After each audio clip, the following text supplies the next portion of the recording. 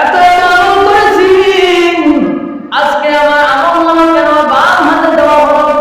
ও বান্দা, সেই দিন তোমার জবানকে বন্ধ করে দেওয়া হবে। জবানকে বন্ধ করে দিয়ে বলবে আল-ইয়াউমা নাখতিমু আলা আফওয়াহিহিম ওয়া তুকাল্লিমুনা ওয়া আইদিহিম ওয়া তাশহাদু আরজুলুহুম বিমা কানু ইয়াকসিবুন।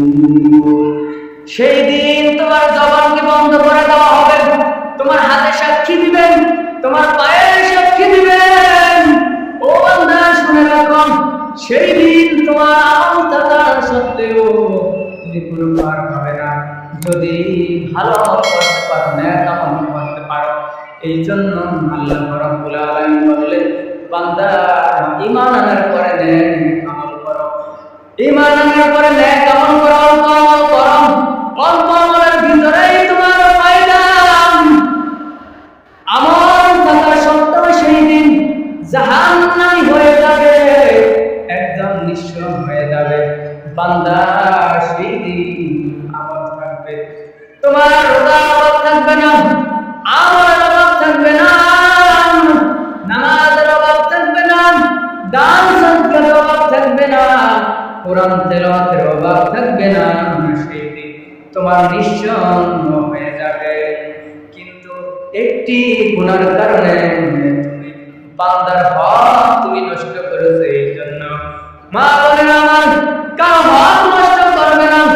আজকে তুমি তোমার প্রতিবেশীকে তুমি শ্রদ্ধা করবা, প্রতিবেশী অসুস্থ, প্রতিবেশী অসুস্থকে দেখতে যাবা, তার খাদ্য নাই, তাকে খাদ্য দাও। তুমি তোমার তরকারি থেকে একটু তরকারি বাড়িয়ে দাও, ওগুলা প্রতিবেশীকে দিয়ে আসো। একটু ঝোল বাড়িয়ে দাও, ওগুলা প্রতিবেশীকে দিয়ে আসো। আল্লাহ নবী সব সময় প্রতিবেশীকে আমাদের ওয়ারিস বানিয়ে দেয়।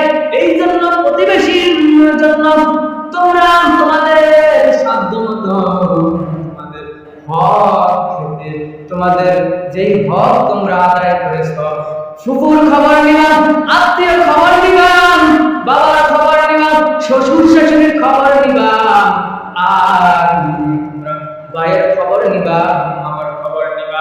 এই জন্য আত্মীয় বিশৃঙ্খলায় কোনোদিন জান্নাতে যাবে না। আত্মীয়র খবর নিবা, প্রতিবেশীকে খবর নিবা, আত্মীয়কে খানা দিবা, প্রতিবেশীকে খানা দিবা।